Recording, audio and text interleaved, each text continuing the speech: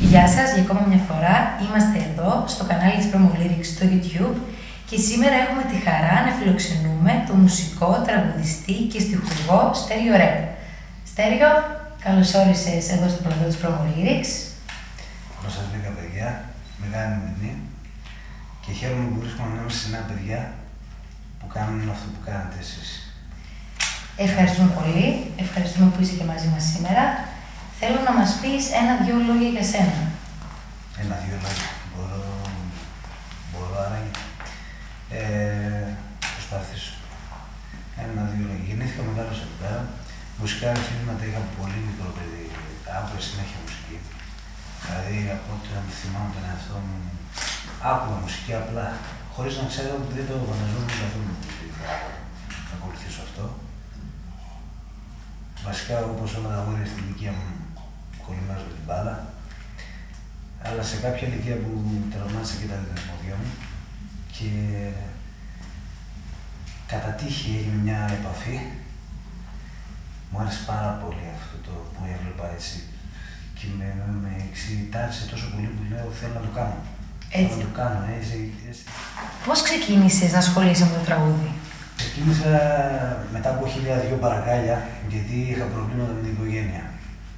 Επειδή έχω ένα θείο ο οποίος έκανε μια καριέρα 25-30 χρόνια και κατέβηκε στην Αθήνα. Ο θείος σου? Αντώνης Αλέβας. Έκανε 3 δίσκους. Ήταν δηλαδή μέσα στο σπίτι υπήρχε αυτή η αίσθηση του καλλιτεχνικού. Απλά δεν ήταν τόσο εύκολο για μένα γιατί επειδή ο θείος μου δεν αναγνωρίστηκε εισαγωγικά για μένα είναι ακόμα το πρότυπο μου, συγγνώμη. Αλλά δεν αναγνωρίστηκε δηλαδή η κόπη του και αυτά. Τους φάνηκε τους γονείς μου ότι είναι όχι, να το κάνεις. Δεν θα το κάνεις με τίποτα, και ειδικά ο πατέρας μου. Αλλά εσύ και μάλιστα πίσω από την πλάτη μου. Συνονοημένοι όλοι, ο ένας με τον άλλον.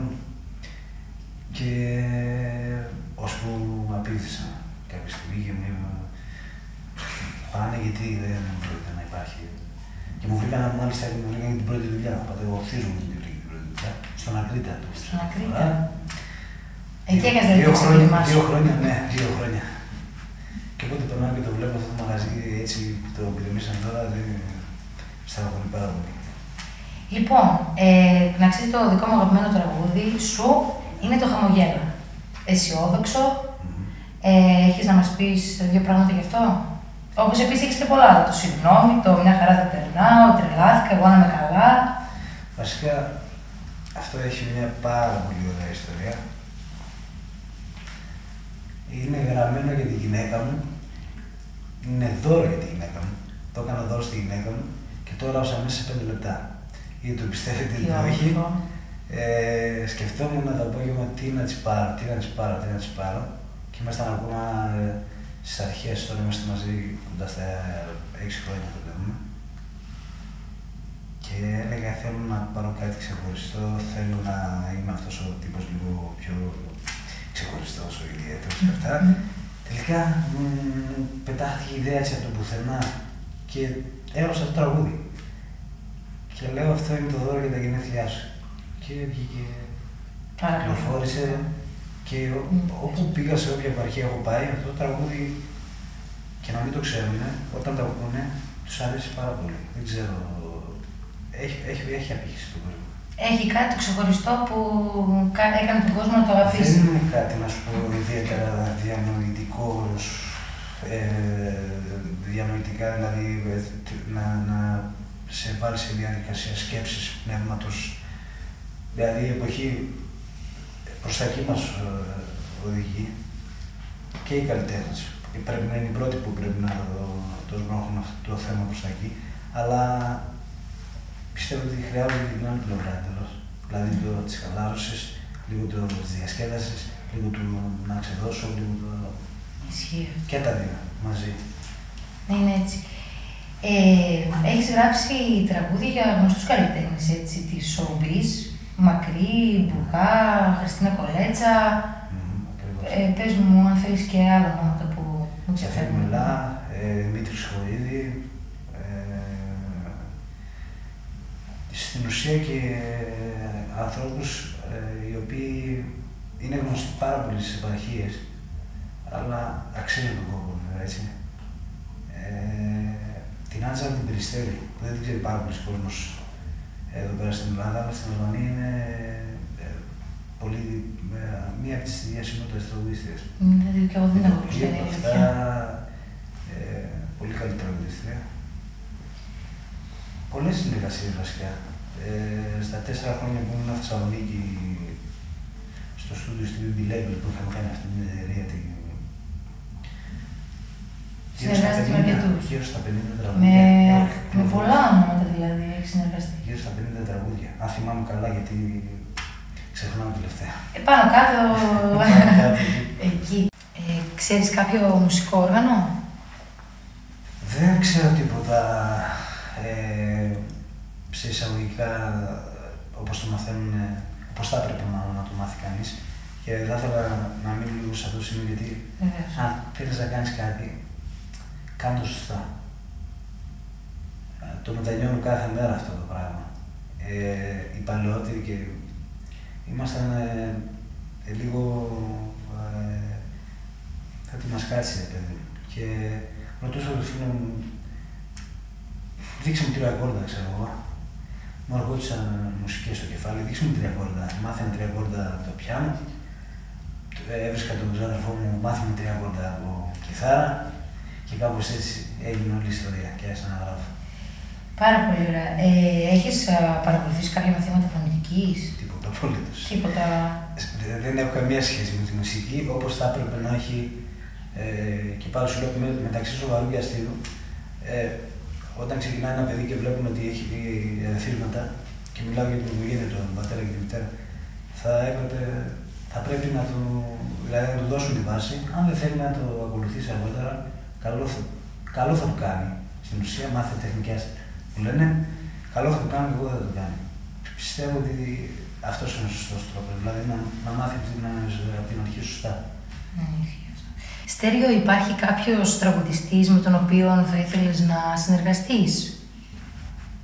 Υπάρχει. Και ποιος φράζει. Είναι ο Αντώνης Βαρδής.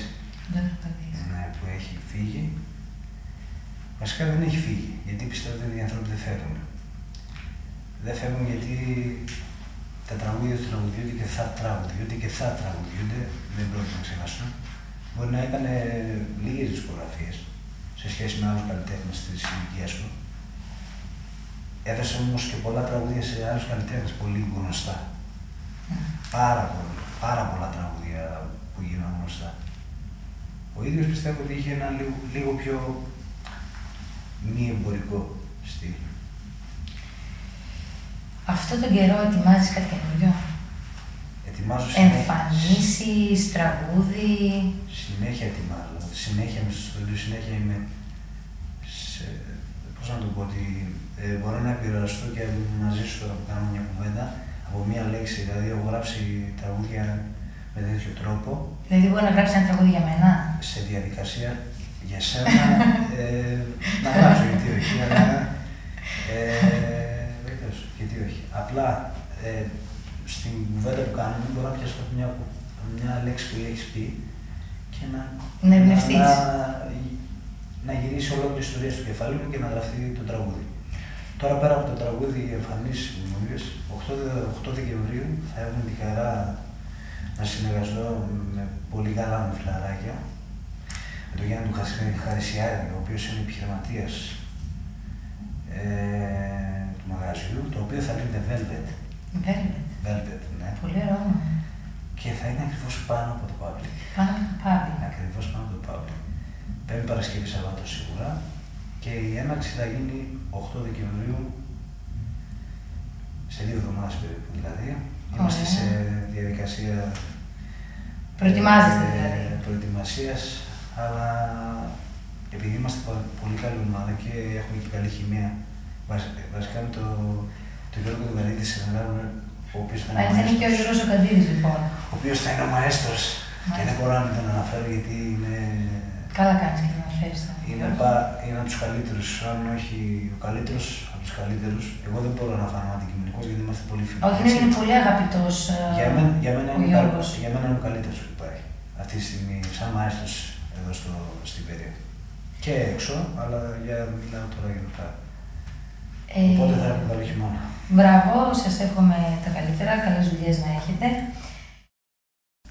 Από πού αντλείς αυτή την έμπνευση για να γράψεις τα τραγούδια σου? Μου είπες τώρα ότι μπορεί να πιαστείς από μία κουβέντα. Γενικότερα. Γενικότερα. Ξέρεις κάτι, έπιασα τον εαυτό μου πολλές φορές να έρχονται τραγουδιστές, γιατί αυτά τα 4 χρόνια περάσανε πάρα πολλά ονόματα μέσα από το στούντιο, πανελλαδικοί τραγουδιστές. Δεν θέλω να ονομάσω ποιοι ήταν και περάσαν πολλά ονόματα και μου ζητούσαν συνέχεια γράψε κάτι σαν και αυτό. Γράψε κάτι σαν και αυτό. Και το βρίσκα πολύ δύσκολο. Δηλαδή, αν ένας δημιουργός γράφει κάτι το οποίο πιστεύω τα καλύτερα, να το κάνω πιο απλούστο, τα καλύτερα τραγούδια που έχω γράψει, τα έχω γράψει σε πολύ μικρό χρονικό διάστημα. Γιατί δεν σκέφτομαι. Γιατί δεν σκέφτεσαι? Ναι. Είναι όλο αίσθημα. Σου βγαίνει έτσι. Έχουμε τόσους πολλούς να σκεφτούνε, τόσους πολλούς ανθρώπους να σκεφτούνε. Γιατί να σκέφτονται και καλλιτέχνες? Δηλαδή θα πρέπει να βγάζω πολιτικό λόγο ή οτιδήποτε ή αυτά ή εκείνα ή τα άλλα. Αν μου βγει, ας μου βγει από μέσα σου. Από μέσα μου, αλλά ας μου βγει, παράδειγμα αυτό που βλέπω στην κοινωνία τώρα, ας μου βγει ο θυμός και η τέτοια, η αγανάκτηση, ας μου βγει σαν αίσθημα, αίσθημα να μου βγει.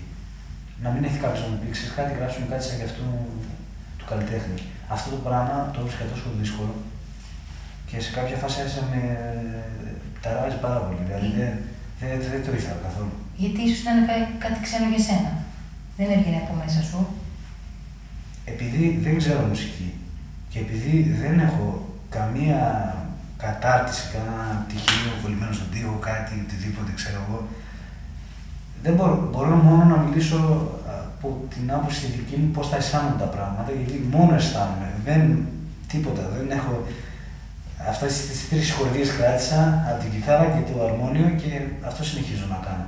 Απλά προσπαθώ κάθε χρόνο, επειδή όσο οριμάζω, εντάξει, μπαίνω και λίγο πιο το αυτοί αρχίζει να ακούει διαφορετικά, όσοι είναι λίγο με τη μουσική καταλαβαίνουν. Αρχίζει τα βλέπεις τα πράγματα διαφορετικά, προσπαθώ να είμαι καλύτερος κάθε χρόνο αυτό. Και να είμαι αξιοπρεπής, δηλαδή αυτό που λέω με σεβασμό να κοιτάω αυτόν που έχετε ειδικά σήμερα. Δηλαδή ακόμα και τον άνθρωπο που θα έρθει να πιει μια μπύρα ή οτιδήποτε κάτι. Κοιτάω να πάω να πω ένα γεια ή οτιδήποτε ξέρω εγώ. Μπράβο, και αυτό είναι πολύ ευγενικό και πολύ σωστό, θεωρώ, είναι η γνώμη μου εκ μέρους σου. Αυτό δεν τα λέμε τώρα να χαϊδέψουμε πλάτη. Είμαι ειλικρινής άνθρωπος, και όσοι με γνωρίζουμε το ξέρουν πολύ καλά αυτό. Και πολύ καλά κάνεις. Δηλαδή είναι πολύ δύσκολα τα πράγματα και πιστεύω ότι εμείς από τη δικιά μας πλευρά, από τη δικιά μας όψη, μπορούμε να κάνουμε πράγματα να αλλάξει αυτό. Στέργιο, τηλεόραση παρακολουθείς? Όχι και πολύ. Talent show φαντάζομαι θα έχεις παρακολουθήσει, έτσι? Έχω πάει και σε talent show, μάλιστα είχα φτάσει και στους τελευταίους. Αυτή ήταν η επόμενη ερώτηση μου, αν θα ήθελες να συμμετάσχεις σε κάποιο talent show, αν έχεις πάει. Έχω φτάσει και στους τελευταίους 50, αν θυμάμαι καλά, γιατί ήταν στις αρχές.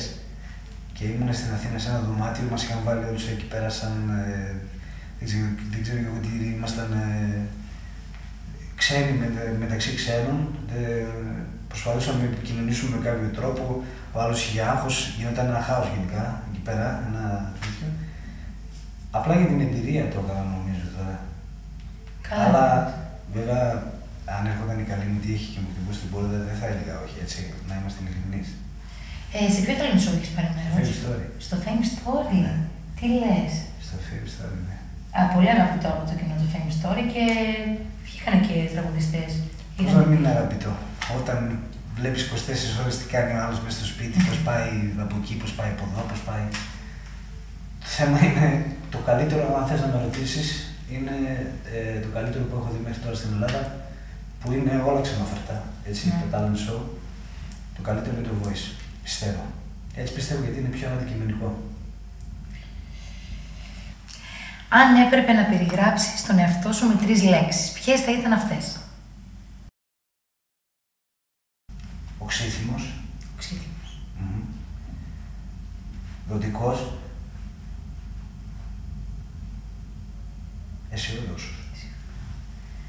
Άρα τα προτερήματά σου είναι περισσότερα από τα ελαττώματά σου. Μπα. Όχι. Έχω πάρα πολλά ελαττώματα. Θες να μας πεις 2-3 ελαττώματα? 2-3. Μπορώ να σου γράψω. Εμείς οι 3 θέλουμε να μας πεις.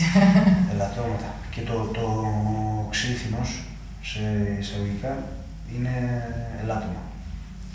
Έτσι. Εντάξει, ανάλογα τον βαθμό, ρε παιδί μου. Σε εισαγωγικά λέω, γιατί υπάρχουν κάποιες στιγμές οι οποίες πρέπει να είσαι οξύθυμος. Για μένα, απόψη και αλλά όταν αυτό ξεπερνάει τα όρια, γιατί εμένα ξεπερνάει τα όρια, αυτογνωσία έχω, ξέρω, δηλαδή καταλαβαίνω. Και στο δευτερόλεπτο ζητάω και συγγνώμη κατευθείαν. Το οξύθυμος είναι ένα πολύ μεγάλο λάθος, πιστεύω, σε μένα, γιατί μπορώ να δημιουργήσω παρεξήγηση κατευθείαν χωρίς να υπάρχει λόγος. Ναι, ισχύει. Κατευθείαν όμως. Και αυτό ένα παραπάνω τα πιο νεανικά χρόνια, εντάξει, να πεις 32 χρονών είσαι νεανικά. Τέλος πάντων. Μικρός ακόμα. Τι τα πια. Στην 22-23 έπινα και αρκετά. Έπινα αρκετά. Εντάξει, δεν ήμουν αλκοολικός. Αλλά έπινα και στη δουλειά, αλλά είναι και τα χρόνια που σε κάνουν έτσι. Δηλαδή, ήταν και δουλειά ευχάριστη, υπήρχαν και πολλές μέρες και δεν ήμουν πολύ και συγκεντρωμένος σε αυτό που ήθελα να κάνω και αυτό μπορούσα να το πάρω σαν μεγάλο λάθος που έκανα. Αν θα έφτιαχνα την αρχή τα πράγματα, δεν θα το ξαναέκανα. Ο μεγαλύτερος σου φόβος ποιος είναι? Ο μεγαλύτερος μου φόβος. Να χάσω κάποιον που αγαπάω. Και αν γυρνούσες στον χρόνο πίσω, τι θα άλλαζες? Θα ήθελες κάτι να αλλάξεις? Όπως σου είπα και πριν από λίγο, που σου είπα αυτό με το κοτό, θα το άλλαζα, αλλά είναι απλές κουβέντες, δεν θα άλλαζα τίποτα. Γιατί αυτό μου έκανε αυτό που είμαι σήμερα. Όχι ότι έγινα κάτι σήμερα, προς Θεού, απλά μ' αρέσει από εδώ και πέρα, μ' αρέσει και ο τρόπος δουλειάς και ο τρόπος σκέψης και πολλά πράγματα. Αρχίζω να το απολαμβάνω πλέον. Ποιο είναι το πιο εξωφρενικό πράγμα που έχεις κάνει? Στη δουλειά μου. Γενικότερα, στη ζωή σου. Και στη δουλειά σου και στη ζωή σου, ό,τι θέλεις μπορείς να μου πεις. Εξωφρενικό, έχω κάνει. Δούλευα στο Κιλκής στις Μάσκες και θυμάμαι ότι είχα πιει το πάρα πολύ, απίστευτα πολύ. Και πήγα στο νοσοκομείο και έλεγα του γιατρό να μου δώσει ένα φαρματζόρι συνέχεια και ρωτούσε γιατί ήταν αφεντικό μαζί μου. Αυτό είναι ένας τόνος. Ήθελα να πω ένα ζεμπέικο συγκεκριμένα και έλεγα δώσε μου ένα φαρματζόρι και αυτός μου έβαζε καφεΐνη και στα δύο χέρια. Και του λέω μου δώσε ένα φαρματζόρι. Τι θες ρε άνθρωπε μου, λέει, τι φαρματζόρι, τι είναι αυτό το τέτοιο. Δηλαδή αυτό το σκέφτομαι τώρα και μου το διηγήθηκα την άλλη μέρα, δεν θυμόμουν και πολύ καλά. Και είχα σκάσει τα γέλια, δηλαδή πολλά εξωφρενικά μπορώ να σου πω. Πολλά εξωφρενικά. Ο Μάκης Δημάκης με έχει κλειδώσει έξω από το σπίτι και μ' άφησε να κλειδώσω έξω από το σπίτι όλο το βράδυ. Ο Μάκης Δημάκης. Ο Μάκης Δημάκης, ναι. Γιατί? Γιατί τελειώσαμε το μαγαζί, δουλεύουμε στα 13 δεκάρες της ΣΕΡΕΣ και μέναμε στο ίδιο σπίτι. Και μου λέει, του λέω, δώσε μου 5 να πάω στο σπίτι γιατί ήθελα να βγει. Εγώ του λέω, δεν θα βγω, είμαι κουρασμένος. Και μου λέει, σε 5 λεπτά θα είμαι εκεί. Τα 5 έγιναν 10, τα 10-15, τα 15-20 και ξημέρωσε και κοιμόμουν στην πόρτα, στην εξώπορτα. Και μάλιστα πέρασε και μια γιαγιά και είπε, αγόρι μου, τι δεν έχεις. Εξωφρενικό σε θεμαστείο θέλω να το πάω, σε τραγικές καταστάσεις, γιατί αυτές δεν ας αφήσουμε, τις έχει ο κόσμος καλά, τις βιώνει, σε αφήσουμε εκεί που είναι καλά. Υπάρχει κάποια στιγμή στη ζωή σου που είπες ότι ναι, τώρα νιώθω πραγματικά ευτυχισμένος? Κάποια στιγμή που να το ένιωσες αυτό έντονα? Δεν νομίζω να μπορείς να το προσδιορίσεις αυτό τη στιγμή. Δεν θα πεις καμιά φορά από το είμαι ευτυχισμένος, είμαι... Καταρχήν, πιστεύω ότι οι στιγμές αυτές που είσαι ευτυχισμένος είναι πάρα πολύ λίγες. Έτσι πιστεύω εγώ. Πραγματική ευτυχία, έτσι. Όχι ευτυχία να τα λέγαμε και... Αυτό σου λέω, ας πούμε, την ημέρα που παντρεύτηκες, μπορεί να είπες ότι είμαι με τον άνθρωπό μου, τώρα... Ξέρεις κάτι, την ημέρα που παντρεύτηκα, βέβαια και πιστεύω στο Θεό, βέβαια και πιστεύω στην Εκκλησία, βέβαια και πιστεύω σε όλα αυτά που πιστεύουμε. Ο καθένας με διαφορετικό τρόπο και καλά κάνει, γιατί έτσι πρέπει να κάνει, όλοι διαφορετικοί είμαστε, δεν μπορούμε να είμαστε όλοι ίδιοι. Αλλά ήμουν με αυτή τη γυναίκα πάρα πολύ καιρό και ήξερα πάρα πολύ καλά, συγκατοικούσαμε ήδη 3 χρόνια, 4 χρόνια και ήξερα πάρα πολύ καλά ότι να μια περίπτωση που θα μπορούσα να πω ότι αυτό που λες ευτυχία, αλλά δεν μπορώ να το προσδιορίσω, δηλαδή στο κεφάλι μου δεν μπορώ να το προσδιορίσω και να πω ότι αυτή η περίοδος είμαι ευτυχισμένος. Μου ακούγεται λίγο κάπως, ξέρεις, λίγο... Είναι κάποιες στιγμές στην ουσία που... Ναι, αλλά θέλω να τις αισθάνομαι, δεν τις λέω. Ναι, αυτό... Αν αισθάνθηκες, ας πούμε, έτσι.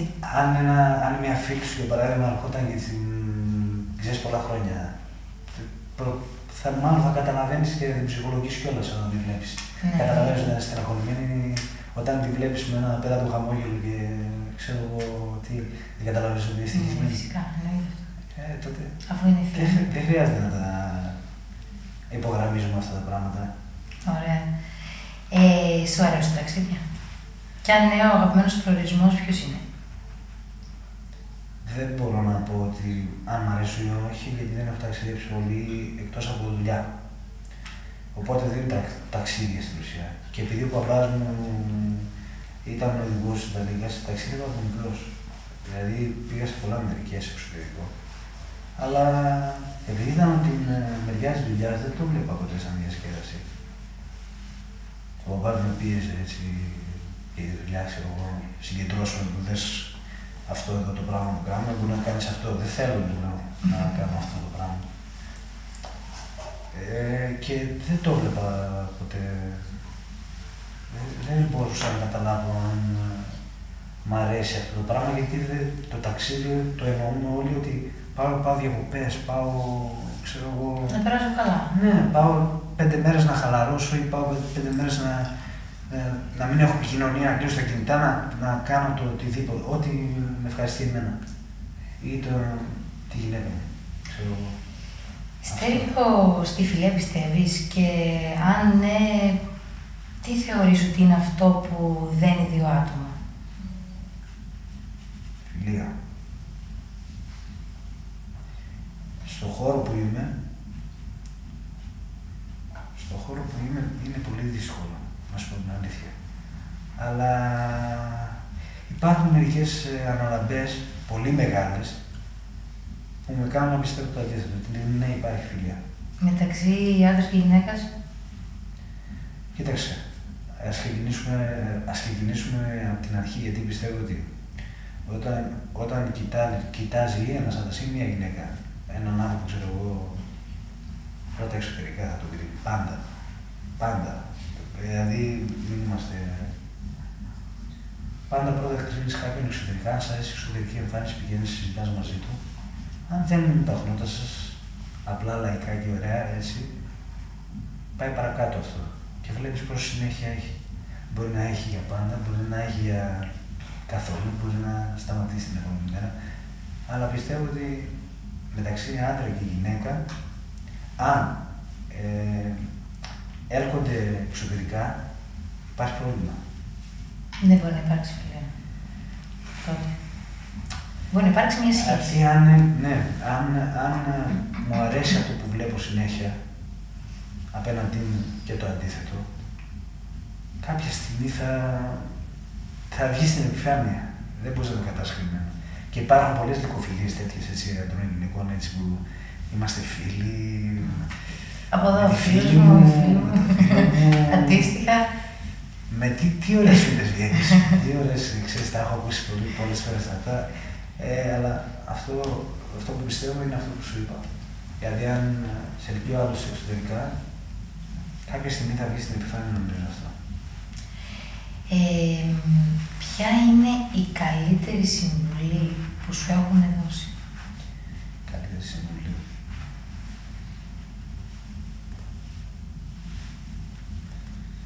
Λίγο σκέψη αυτό γιατί...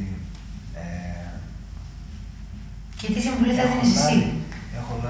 Έχω λάβει αρκετές, αλλά οι συμβουλές πιστεύω είναι χρήσιμες όταν μπορείς να τις κάνεις πράξη. Δηλαδή, ακούς κάποια πράγματα και όταν είσαι μικρότερος θεωρείς, ναι, σωστό είναι, αλλά όταν το βλέπεις στη θεωρία, είναι διαφορετικά. Πιστεύω η καλύτερη συμβουλή. Γενικά, αυτό που μου είπε ο πατέρας μου, να μην αλλάξω ποτέ. Να μην αλλάξω οτιδήποτε στον εαυτό μου. Ας είναι με τα ελαττώματα, ας είναι με τα κατά, ας είναι παραπάνω τα κατά, να μην αλλάξω για κανέναν, για οτιδήποτε. Νομίζω ότι αυτό είναι το καλύτερο συμβουλή. Θέλω να μου πεις τι κάνει έναν τραγουδιστή να ξεχωρίσει. Ταλέντο, επιλογές ή γνωριμίες? Όλα. Τα πάνω. Δεν κάθεσαι σε ένα από αυτά. Το ταλέντο είναι ταλέντο. Μπορεί να το έχεις εκ φυσικού και να το αφήσεις εκεί που είναι. Να μείνεις σε αυτό το στάδιο. Αν το δουλέψεις πάρα πολύ, μπορεί να το εξελίξεις πάρα πολύ.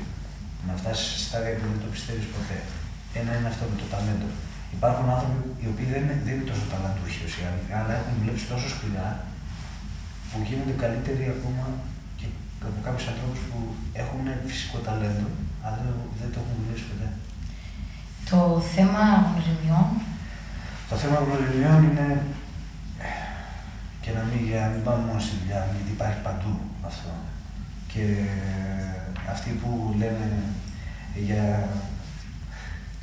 μην χωρίζω στρατόπεδα, δηλαδή τώρα τη νύχτα με τη μέρα και τα τέτοια. Κάποιοι άνθρωποι, όπως είμαστε κι εμείς, λένε ότι, ξέρεις κάτι, αυτός πάει στη δουλειά του, κρατάει ένα μικρόφωνο και τραγουδάει τώρα δουλεύει. Νομίζω ότι στιγματίζονται οι τραγουδιστές και οι τραγουδίστριες αντίστοιχα. Έχουν αυτό το, πάντα ο Έλληνας έχει αυτό το... Διαχωρίζει. Το πράγμα στο κεφάλι του ότι δουλειά είναι αυτό τώρα. Δεν είναι δουλειά. Έχουν δίκιο. Έχουν δίκιο γιατί όμως δεν το λέω ότι δεν έχουν δουλειά. Στην ουσία, μέσα από το χόμπι και μέσα από αυτό το συναίσθημα που βγαίνει για να κάνεις αυτό το πράγμα, στις άκρες θέλει ακόνισμα. Και αυτό για μένα είναι ο επαγγελματισμός.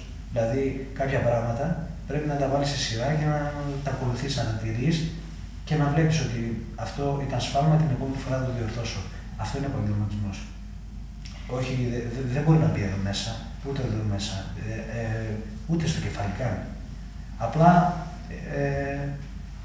όσο μεγαλώνει ο άνθρωπος, γίνεται πιο επαγγελματίας, πιστεύω. Σιγά σιγά με τον καιρό, γιατί οριμάζεις, είναι σε αυτό. Ποιοι είναι οι μελλοντικοί σου στόχοι? Μελλοντικοί μου στόχοι. Νομίζω ότι δεν βάζω στόχους πλέον. Δεν βάζω στόχους πλέον γιατί υπάρχουν πολύ πιο σημαντικά πράγματα από το να βάζεις στόχους και να ξεκινήσω από τη δουλειά μου. Να βάλω στόχο να κάνω ένα δίσκο, να κάνω ένα τραγούδι, δίσκο. Τι κουβέντα είπα από τόσο παλιά είναι. Να κάνεις ένα τραγούδι να γίνει επιτυχία στην Ελλάδα. Να πας στο εξωτερικό ίσως, να πας στη Eurovision. Επειδή τυχαίνει να βλέπω λίγο και να φουλάζουν αυτοί οι άνθρωποι που γράφουν κιόλας, καταλαβαίνουν και αφουγκράζονται γιατί γίνεται γύρω τους λίγο. Δηλαδή, γι' αυτό σου είπα ότι έχω ερθίσματα από παντού. τηλεόραση, ξέρω εγώ, που δεν βλέπω πολύ. Μπορεί να πάρω από κάτι, μπορεί να πάρω κάτι από τη γυναίκα μου, μπορεί να πάρω κάτι από ένα φίλο, μπορεί να πάρω από πολλά πράγματα. Και αυτό σημαίνει ότι νιώθω ότι γίνεται γύρω μου. Εφόσον όμως βλέπω όμως αυτό το πράγμα, δηλαδή βλέπω ανθρώπους κειμένους, βλέπω ανθρώπους που τα έχουν παρατήσει, βλέπω ανθρώπους που δεν είναι στη δικιά μου ιδιοσυγκρασία του να το... Εντάξει, θα φέραμε πόρτα σήμερα, αύριο θα δούμε τι θα πάμε. Θα πάμε, δεν θα πάμε, θα το δούμε. Τα έχουν παρατήσει εντελώς. Και πώς να μην τα παρατήσει, δηλαδή με αυτά που γίνονται, πιστεύω ότι είναι πάρα πολύ δύσκολα τα πράγματα. Οπότε στόχους δεν βάζω. Θέλω να ξυπνάω το πρωί, να πίνω το καφέ μου και να λέω, να χαμογελάω και να λέω ότι ξέρεις κάτι κέρδισα σήμερα. Ας ήταν κάτι το οποίο να μην έχει σχέση με τη δουλειά μου. Δεν πειράζει. Κέρδισα μια φίλη ή κάτι εντελώς έξω από τη δουλειά. Αυτό. Και τέλος, θα ήθελα να σε ρωτήσω τι συμβουλή θα έδινες στα νέα παιδιά που θέλουν να ασχοληθούν με το τραγούδι. Τι συμβουλή. Να ασχοληθούμε σοβαρά, να μάθουν κάποιο μουσικό όργανο, γιατί βοηθάει πάρα πολύ, έτσι πιστεύω. Αν έχουν ταλέντο να μην αφήσουν αυτό που είπα και πριν, να μην γίνουν γραφικός, να μην το αφήσουν εκεί, να δουλέψουν αυτό το ταλέντο. Δηλαδή, είμαστε μια παρέα και κάποιος τραγουδάει, συνήθως κάπως έτσι γίνονται τα πράγματα. Παίρνει μια κιθάρα και τραγουδάει και έχεις ωραία φωνή. Και μένει εκεί. Όχι. Αν θες να το κάνεις πραγματικά και το νιώθεις και το βλέπεις, θες όνειρο, θες όραμα ότι κάποια στιγμή μπορώ να το κάνω. Μπορώ να το κάνω αυτό, μπορώ να το κάνω πολύ καλά. Να ασχοληθούν πραγματικά, να δώσουν βάση, θα θυσιάσεις κάποια πράγματα. Όλοι θυσιάζουν. Όχι μόνο για τη δουλειά, για πολλές δουλειές. Θα θυσιάσεις κάποια πράγματα, αλλά πιστεύω ότι στο τέλος θα δικαιωθούν. Στέργιο, σε ευχαριστούμε πάρα πολύ που ήσουν σήμερα μαζί μας. Σου εύχομαι τα καλύτερα. Καλές δουλειές κιόλας με το Velvet. Θα έρθουμε να σας δούμε. Κάπως έτσι φτάσαμε στο τέλος της σημερινής μας εκπομπής. Και μην ξεχνάτε, αν σας άρεσε, να κάνετε follow στο Instagram, like στη σελίδα μας στο Facebook και subscribe στο κανάλι μας στο YouTube. Από εμάς, πολλά φιλιά. Γεια σας.